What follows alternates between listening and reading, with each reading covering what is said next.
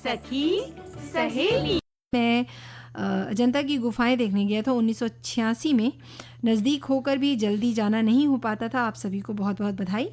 और एक ऐसे ही हमारे श्रोता ने भी बात लिखी है मंदाकिनी जी की, उनके बेटे की जो पोस्टिंग थी औरंगाबाद, पोस्टिंग के दौरान मुझे देखने का मौका मिला। अच्छा। हाँ, अजंता की गुफाओं को, जो औरंगाबाद ज़िले में स्थित है।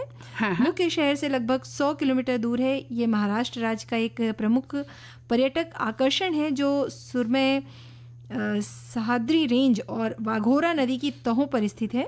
1983 से अजंता की गुफाओं को भारत के यूनेस्को विश्व धरोहर स्थलों में शामिल किया गया। अजंता की गुफाएं एलोरा की गुफाओं के साथ महाराष्ट्र में सबसे लोकप्रिय पर्यटन स्थल बन गई है और अक्सर छुट्टियों के समय भीड़ भाड़ रहती है। पहाड़ों को काट कर बनाई गई कलाकृतियाँ देखने वालों को विस्मित कर देती है कि जिस समय आधुनिक संसाधन भी नहीं थे, तब पहाड़ों को काट कर बुद्ध, हाथी, घोड़े, अनेकों प्रकार के जलाशय और मूर्तियां किस तरह से बनाई जाती है। बिल्कुल सही कहा इन्होंने। और अगर हम पहाड़ी क्षेत्रों में भी जाते हैं ना पूनम, तो वहाँ पर भी पहाड़ों को काट कर सड़कें बनाई जाती हैं, मकान बनाए जाते हैं। तो जब हम देखते हैं तो लगता है कि उस जमाने में ये शहर बसा होगा, किस तरीके से बसा होगा।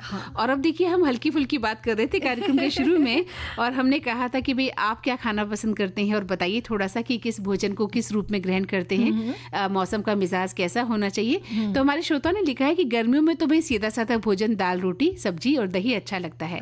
पर सर्दियों में थोड़ा सा गरिष्ठ भोजन शरीर को गर्मी देने वाला होता है और हजम भी हो जाता है। तो गर्मियों में हल्के सूती कपड़े अच्छे लगते हैं, पर जाड़ों में गर्म कपड़े अच्छे लगते हैं।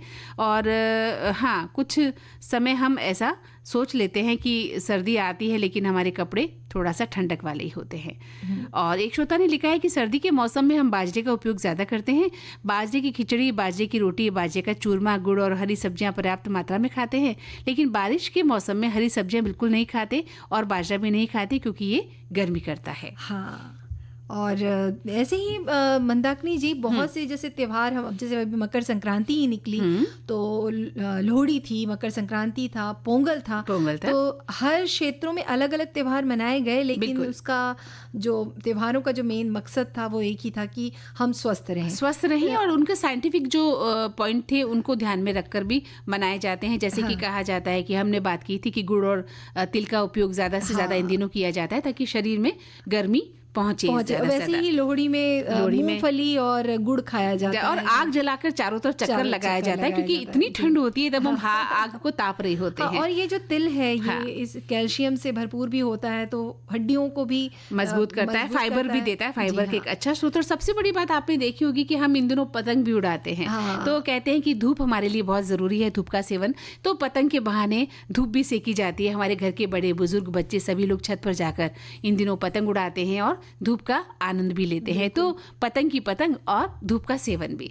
तो इस तरह से त्योहारों के भीतर कई चीजें छुपी हैं, कई रहस्य, कई राज छुपे हैं, जिनके वैज्ञानिक पहलू अगर हम जानेंगे तो हम जैसे अजंता की गुफा को देखकर आश्चर्यचकित हो जाते हैं ना, ठीक उसी प्रकार हमें आश्चर्य होगा कि कितना कुछ छिपा है रहस्य हमारे 30 त्योहारों में, खाने पीने के पीछे, मौसम के पीछे ना कितनी बातें। हमारे जो पूर्वज थे वो कितने समझदार रहे होंगे। तो देखिए ना, वो कितनी लंबी उम्र पा लेते थे, है ना। हमारी तरह कहाँ होता था कि हम थोड़े समय बाद जाकर ही बूढ़ा जाते हैं या बीमार रहने लग जाते हैं, लेकिन वो कितनी उम्र पाते थे। जी, वैसे ही हर त्योहारों में जैसे जो खाया जाता है भोजन, जैसे नवरात्रि में कुट्टू या सिंगाड़े का आटा खाते हैं, राजगिरी के आटे को खाया जाता है। हाँ, तो वो जैसे जल्दी पाचक होता है, वो सारी चीजें होती हैं। वैसे ही दक्षिण भारत में पनाकम करके एक भारतीय व्यंजन होता है, ये गुड़ से बनाया जाता है।